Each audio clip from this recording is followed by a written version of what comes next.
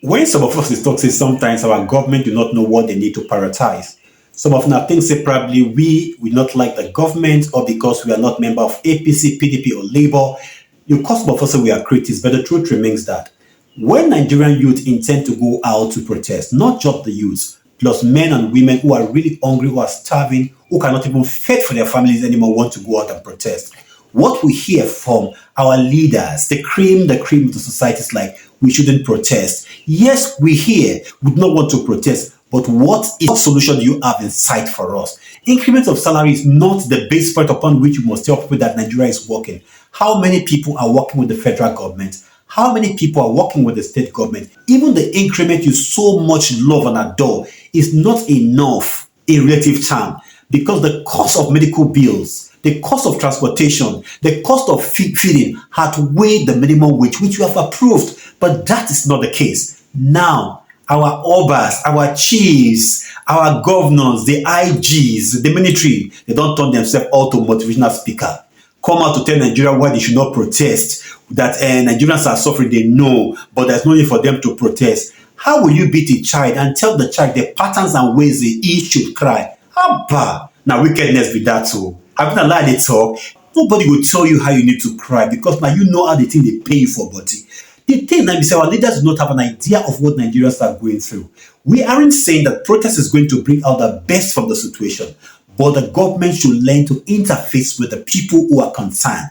They say, okay, it's like people who are protesting, they are faceless. Now lie. When I know some of them, the need for you to engage with people, let them tell you what the ordinary man and women are going through on the street. Then you'll be able to sit back, analyze your plans, and see if your plans and policy is not in tandem with what the people really want. I kept saying it. The problem we've got in Nigeria is as a result of ill decisions and policies that have been taken by the government. I will break it down to just two. The government has taken two decisions, which is inimical to the growth and the progress of Nigeria. First of all, the subsidy removal was not thought out well before the president took the decision. He just wants to be a macho man, make a decision, and want to stand by that. But you are not communicating with the people. There's no interface. All what we hear is your governor, people like Wike bragging, telling Nigerians that they shouldn't protest. Abuja is not a place to protest. Who is Wike to tell Nigerians that they cannot protest? Who is he? When Nigerians are really struggling for democracy, where was Wike? When Nigerians were really suffering during the June 12th, where was Wike then? When people like Showore were on the street, when people like Falana were on the street struggling for democracy, where was Wike? Now, because he has been privileged by divine providence to be governor, to be minister, and he has the audacity, the intrepid, the balls to tell Nigeria that they shouldn't protest. That is not how to go about doing things as a leader. You need to placate your people. You need to pacify them. Let them know that you have good plans towards them, and this are the reason why the plans aren't working now. To give you a time frame within which you believe that things are going to pick up well, not threatening people. Who then are those that want to be involved in this protest? We know ourselves. Those who are hungry, they hungry. Know they need to eat the street to tell the government, say hungry, they hungry us. That is just a singular fact. The truth remains that Nigerians are suffering. Your two policy, subsidy removal and the unification of the exchange rate is one singular problem that has landed Nigeria in this mess. Because Nigeria is going down the drain the more. And the way you live your life as our leaders, our senators, our honorable member, presidency, you spend with reckless abandon. You spend money on things which are not worth spending money on.